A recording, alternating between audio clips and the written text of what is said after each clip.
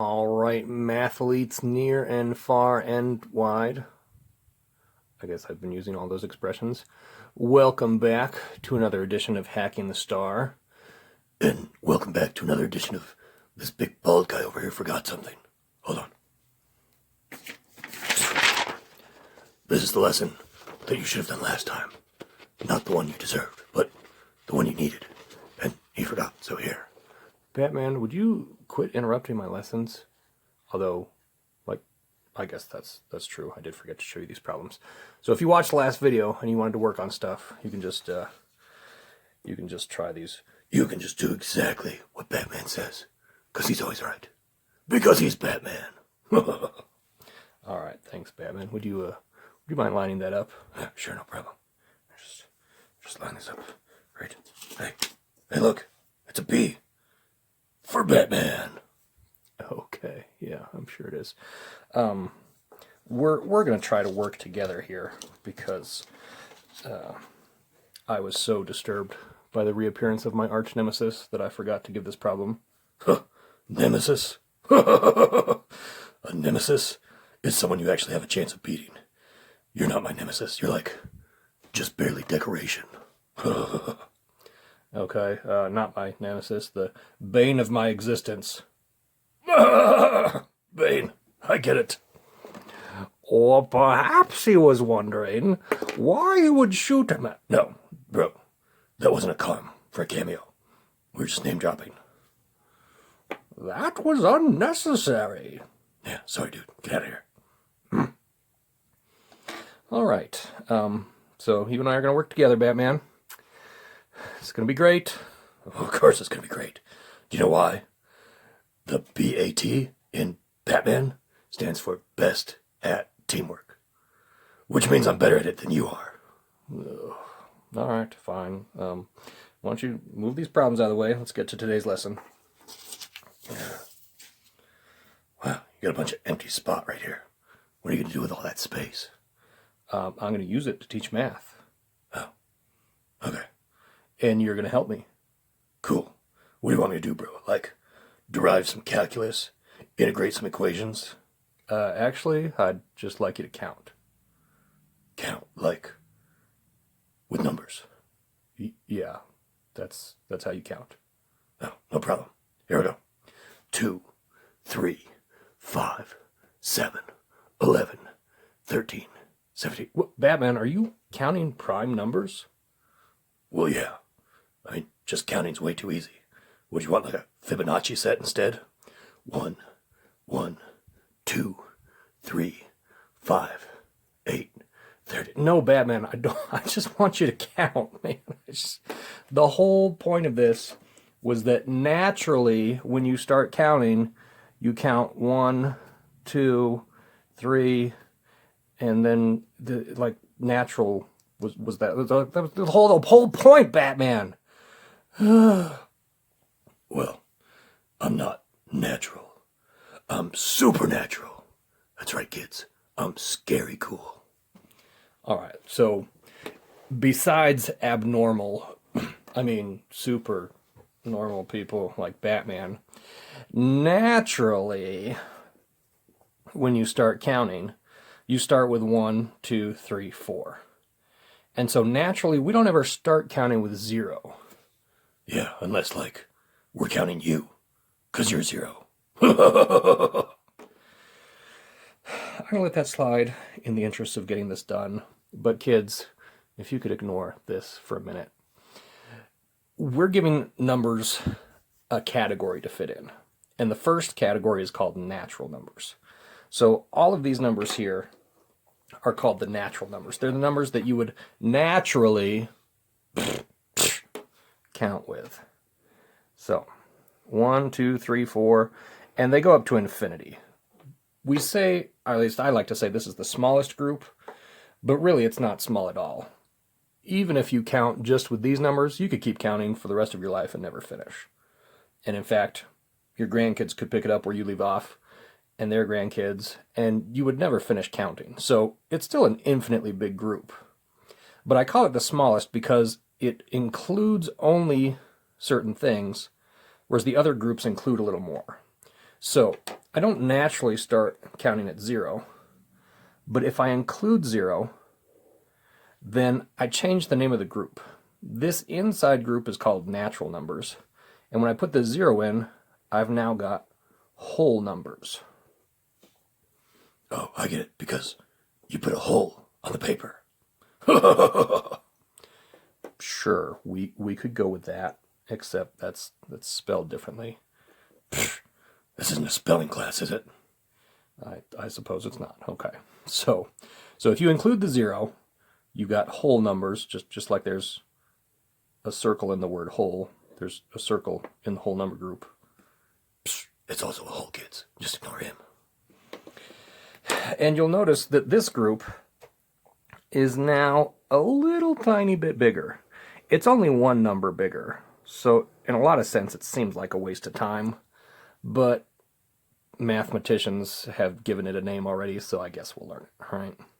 So we got whole numbers, which is a little bit bigger group, but notice that this smaller group is totally inside the bigger group. There's no natural number you could count that's not also a whole number. Whole numbers are all the natural numbers plus 0. And the next bigger group is called integers. Oh, let me guess why they're called integers. Go ahead, Batman. Why are they called integers? Because... yeah, I got nothing. I didn't either for a while, but then I realized if you include negative 2, include negatives 2, you have the beginning of integer. Oh, well, that's actually pretty smart. Yeah, I thought it was too. I'm glad I thought of it. You didn't think of that. That was my idea. Who do you think they're going to believe? You? Or Batman? It was totally my idea. It was my idea, kids. Well, get out of here. All right. So -1, -2, and I want to say all the negative numbers, but what I mean is all the negative numbers that match all my positive counting numbers. And so I've got natural numbers here, and in fact, let me make sure this is clear. This inside group is the one called natural numbers. This outside group is the one called whole numbers. And now this bigger group that includes negatives too, that's going to be my integers.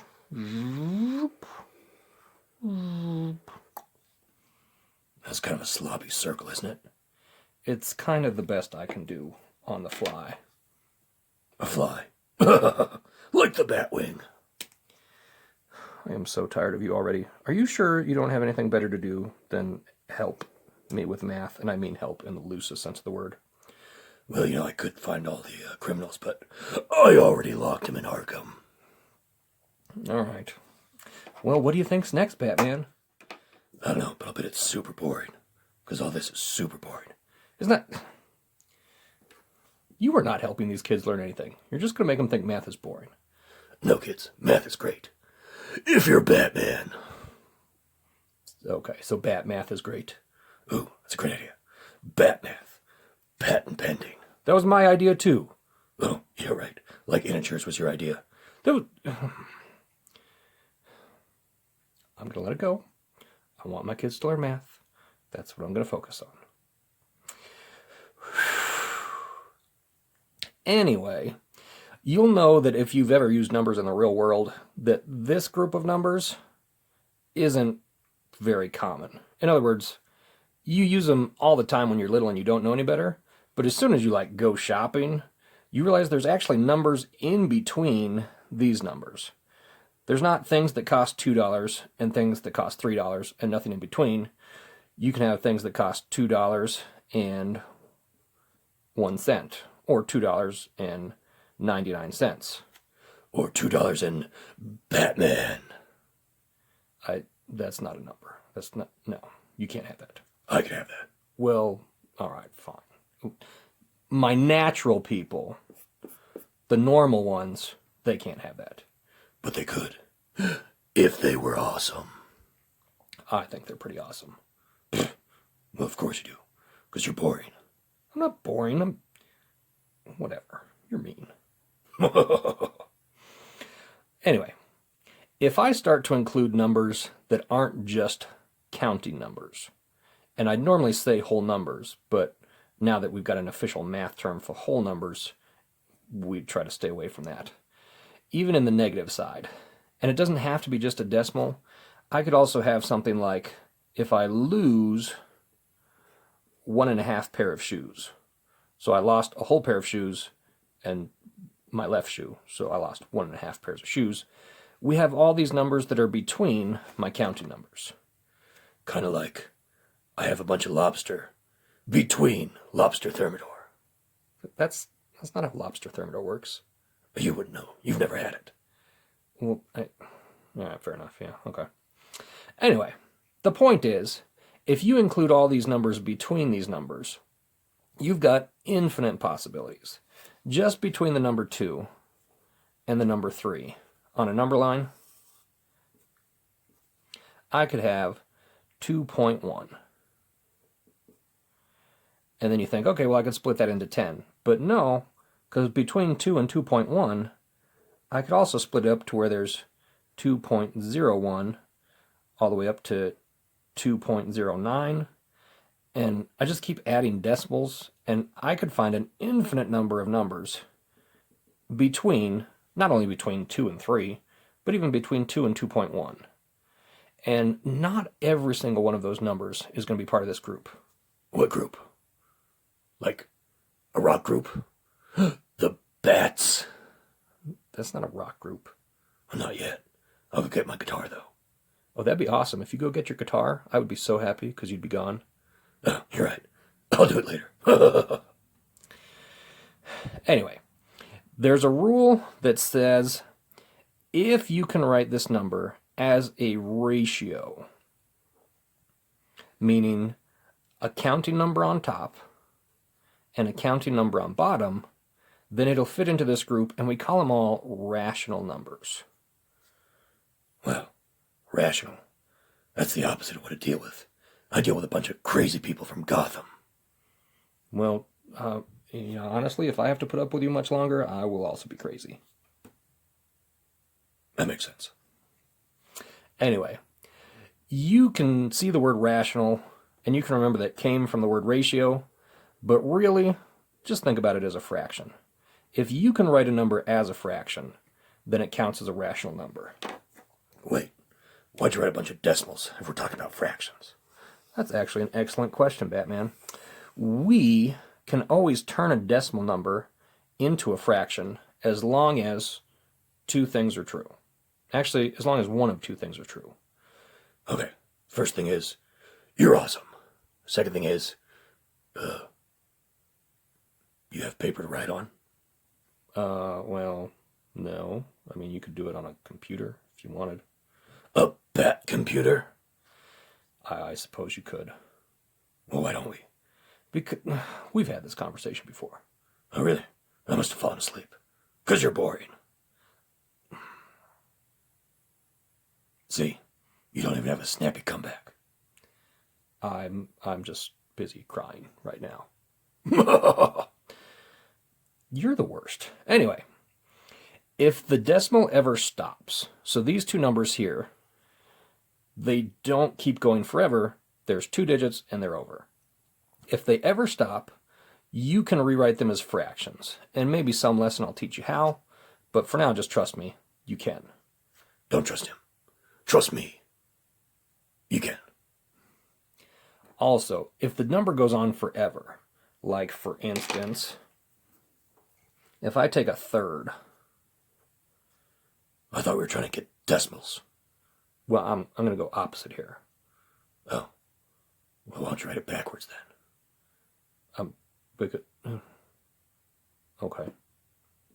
There. Anyway, 1 divided by 3 would give me a decimal that never ever ends. I just keep getting 3s forever, forever, forever, forever. Put that little bar on top to show that goes on forever. We can still turn this into a fraction, which you can see because that's where I got it from, because, not because it ends, but because it repeats. So anytime a decimal number either ends zoop, or repeats. And it doesn't have to be just one digit. If you have something like 0.1365136513651365, any pattern that repeats, no matter how complicated the pattern is, can be written as a rational number. It can be written as a fraction. And so there we have every number that can be written as a fraction in addition to all these counting numbers. We can't write counting numbers as fractions. They shouldn't count. Yes, you can.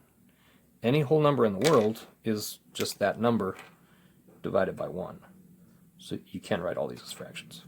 Yeah, that's what I told you. I don't know why you don't listen to me. I know why I don't listen to you, but that's a different conversation for a different time. Anyway, what do you think we should do with all this information, Batman? Should probably learn stuff. All right, good. So the first thing we learn is that all these categories fit inside the larger category. Take a look at this question here. Yeah, it looks like a bunch of ink. I meant like read the question. Oh, okay. Which diagram best represents the relationship among integers, rational numbers, and whole numbers? Like that. Exactly like that. Best at teamwork. I win. You're worst. Anyway, right off the bat, we can get rid of these ones here because that's not how my diagram looks. Yeah, your diagram looks super sloppy. I mean, that's not how it's set up. Yeah, it's still sloppy. In my diagram, every category fits inside the next big category. So A and B don't make any sense. There's no categories that sit next to each other when I'm dealing with whole, natural, integers, and rational. Everything fits inside everything else.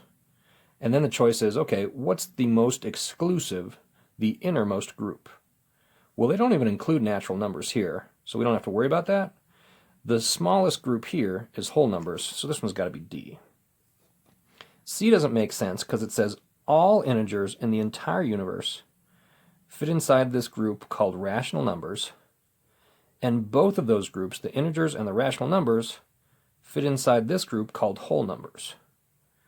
But my whole numbers are only my counting numbers, including the whole, the 0. And so a number like -4, that can't fit in this group. That's outside that group. And that's why we get rid of C. And because C's are lame. Like Craig. What? B's are the best. The answer's always B. This answer wasn't B, this was D. That's a lie. It's just a B. In disguise. All right, how about this one down here, Batman? You want to do that one for us? No, not really. You kind of all messed it up. All right, I did. But we'll look through the yellow and blue ink to the black ink. Because black is the best. I only work in black. And sometimes very, very dark gray. All right. Now, here these are all couched correctly. Couch. You can't do math on a couch. You gotta use a desk. Unless you're Batman. Okay, well, here, you get on a couch. Oh, that's a great idea. Okay. And now what? And now, since all these categories are inside the categories, we can't eliminate any that way. Can you show me where these are out of order? Like over here, where whole numbers is inside natural numbers. Exactly. Whole numbers can't be inside natural numbers because my natural numbers only includes my counting numbers. 1, 2, 3. And then my whole numbers also include 0. This says 0 fits inside a group that doesn't include 0. That's a contradiction. Yeah, like Batman, who's not awesome. That's a contradiction. Doesn't make any sense at all. I kind of think it does. What'd you say? I said nothing. Yeah, right. I heard you with my bad ears. But I'm going to let it slide for the sake of this couch. Oh, good. I'm glad you enjoy that couch. Same problem here. Whole numbers does not work. And then here I got natural numbers on the inside. That's a good start. It's also a good finish. But I'm not done yet. Oh, all right. Well, keep going, I guess. My next group is whole numbers, and that's the same for both. Here I've got my biggest group is rational numbers, and here my biggest group is integers. And this doesn't make sense because my integers, all they do is include negatives too. They don't include fractions. So this says a group that includes 1/2, the rational numbers, is inside a group that doesn't have any fractions. So that one's no good. And so the answer is J. Joker! I should have known he was onto this. That's actually not the only word that starts with a J. Well, it's the worst word that starts with a J. Kids, don't be Joker when you grow up. All right. The other thing you could do, kids, is go ahead and try this problem here. This problem is essentially the same, except it's not. It's a trap. well, it's not exactly a trap. It's just Don't believe him, kids. That's part of the trap. anyway. Set A represents rational numbers. So right away, you want to label this. Rational, rational, rational, rational. That doesn't say rational. It says rat. Well, I didn't feel like writing out rational. There, let me help you. What do you... Get out of here. Batman, what are you doing? Okay. They're not bastional numbers. Now it just says bat. That's right. So now it's a cool problem, kids. Good luck. Anyway, set B represents integers. So, I'll label those so you don't get confused later. And so far this looks good. The integer group is inside the battional group. You said batchinal. 'Cause it's Batman. It's irrational that I have to put up with you during these math lessons. That's what's certainly not rational. Anyway, what was I even saying? You were going to say that now, once we know the categories are right, we just have to check and make sure the right numbers are in the right groups. That is alarmingly correct. Thank you, Batman. There's no problem. All right, so make your best guess with those, kids. If you don't get it, if you do get it, then you don't have to guess. You just figure it out. Process of eliminations, great way to start. There's two different errors you can find, though, here. Don't forget, if a number can be inside set B, it needs to be inside set B. So if you have a set that's got something in set A only that should be in set B, that's one way to cross off the answer. The other way is if you have something in set B that shouldn't belong in set B. So hopefully that's enough to get you started, and happy mathing. And don't forget, kids,